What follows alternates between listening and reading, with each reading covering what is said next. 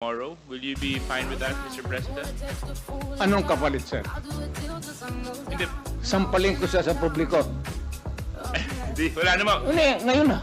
Wala pong ganunan. Chairman. I'll give you, sampalin ko sa Chairman, the session suspended. Session suspended.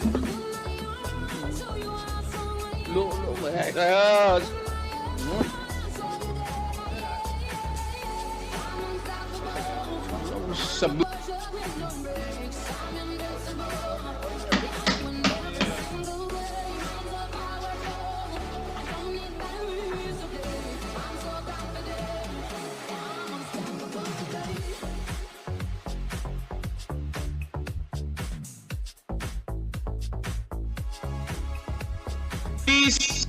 Please observe proper decorum.